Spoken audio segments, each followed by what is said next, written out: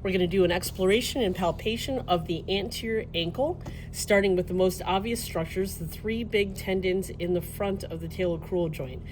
This one on the most medial side is tibialis anterior. If you're not sure where it is, you can have the person dorsiflex, and it will show up pretty big. The next tendon just lateral to that is the tendon for extensor hallucis longus, the big toe extensor. And then moving more lateral to that is the tendons to extensor digitorum. You can see these tendons really well here.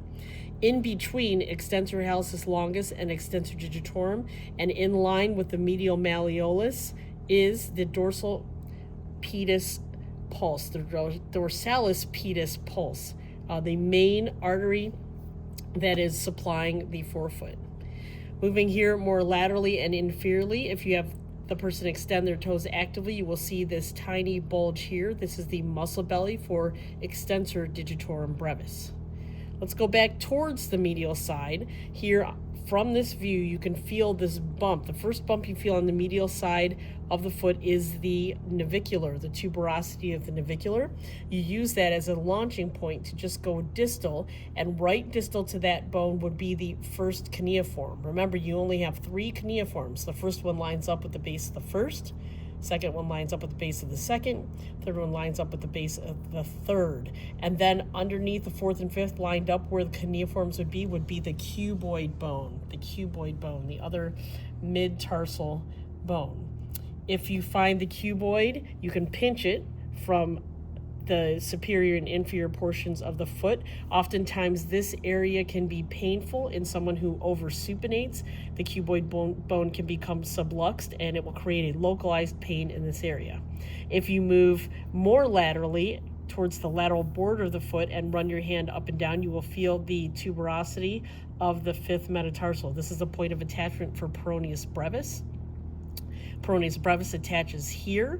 Peroneus longus attaches at the base of the first metatarsal and cuneiform, along with the tendon of tibialis anterior. So you've got this great intersection of tendons, tibialis anterior and peroneus longus, that helps stabilize that first ray, and then you have peroneus brevis that helps stabilize the fifth ray.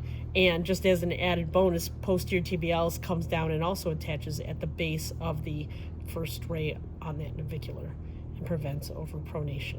So that's a quick view of palpation here in the anterior foot and ankle. Another thing you want to note for your patients is, do they have adequate extension of the first MTP joint? So you want to be able to have 25 to 35, maybe even 40 degrees of extension of the great toe to be able to run and walk normally without having to make any compensation of the foot and ankle. A limitation in great toe extension will do one of two things. It will cause the person to supinate and take their weight off the first met head.